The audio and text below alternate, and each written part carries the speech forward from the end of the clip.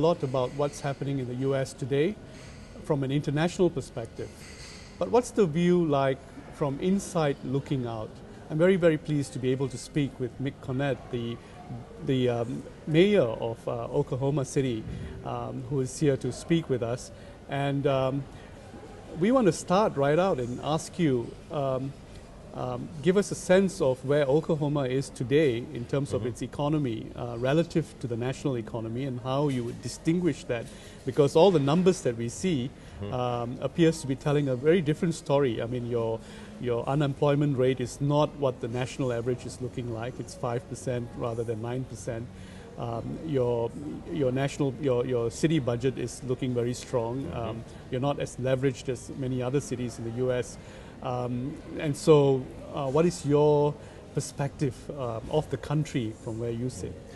Well, we have separated ourselves from the national economy. The United States economy right now is not very good. Consumer confidence is very, very low. Politicians are struggling, turning on each other at gridlock, it seems, and the American public's getting fed up with it. I think in general, they are expecting their elected officials to create jobs. When they don't see that happening, they're upset and they're scared. Oklahoma City has separated itself from all of that chaos. Consumer confidence in Oklahoma City is very, very high. I'll give you as an example. I read somewhere that in the first week in August, consumer confidence was at some level, some historic low in the United States. I forget the exact number, and I forget how historic, but some level of historic low. That same week in Oklahoma City, we opened up a factory outlet mall full of shopping, 100% occupied. We had 161,000 people show up at the mall, shattering all industry records, and they've been keeping these records for 30 years. So the very same time period where consumer confidence is at some level of nadir, here in Oklahoma City, we have this huge influx of people ready and willing to spend money. And consumer confidence is so critical to driving your economy, because if people start sitting on their money, the money doesn't turn over. So give us a perspective on Oklahoma City, the economy. It's not a city that's dominated by big name corporations. It sounds to me to be a city that is driven a lot by small business. It sounds to me to be a city which is quite spread out. So it's not just a city, but the value chain of the economy spreads out into the country and so on. What makes Oklahoma City a kind of an economy that you can practically ring fence from the national economy? Here's what we did. In the 1960s, 70s, and 80s, we were very reliant on the energy industry, oil and natural gas. Well, the energy industry goes like this, and our economy went like that. So we went through this boom and bust cycle. Coming into the early 90s, coming out of one of those bust cycles, we specifically said we've got to diversify our economy. We made specific strategic decisions to move into areas like aviation, the biomedical sector. We made investments in tourism. We've always had a fairly strong government sector, and that's a good sector to have in a recessionary time. And I think that diversification has been key, because the energy industry has done pretty well, but we no longer are reliant on the energy industry. I think it's probably 4, 5, 6% of our employment, maybe 10% of our wealth, but still just a small fraction.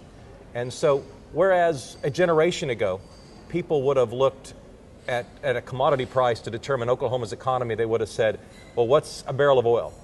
And what's a bushel of wheat?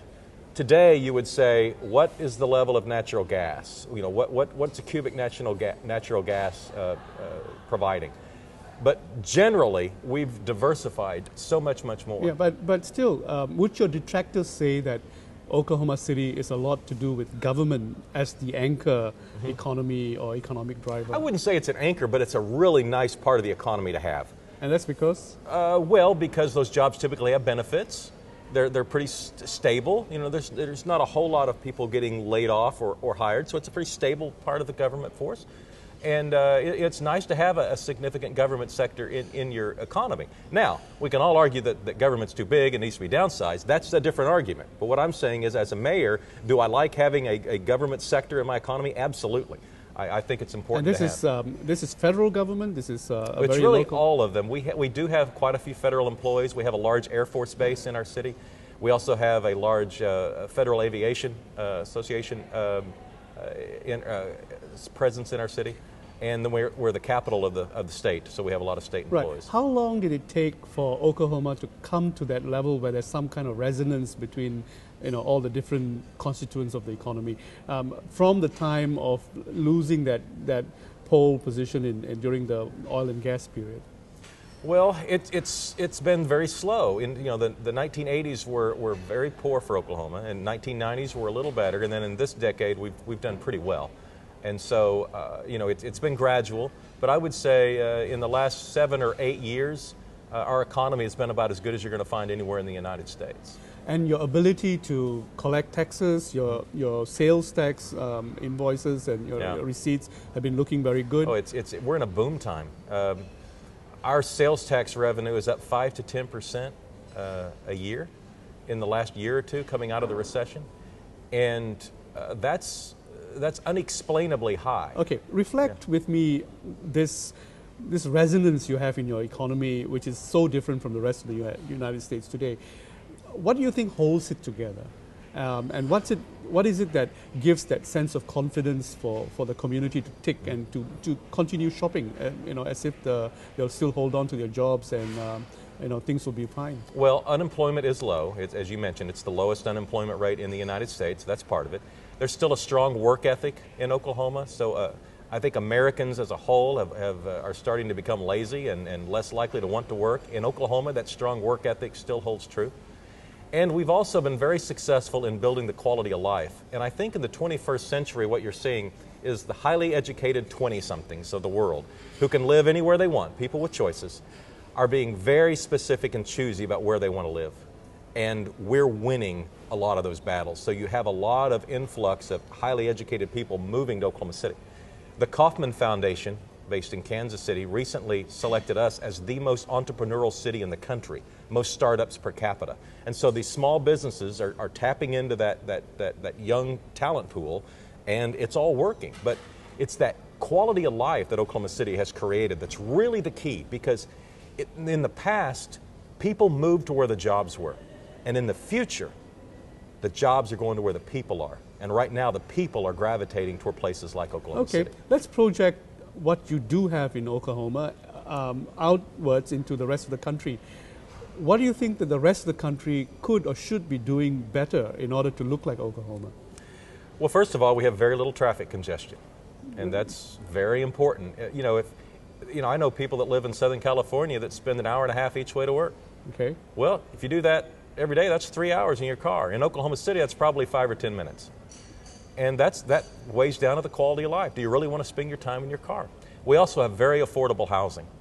A house in Oklahoma City that might cost $200,000 might be $1 million or more on the east or west coast.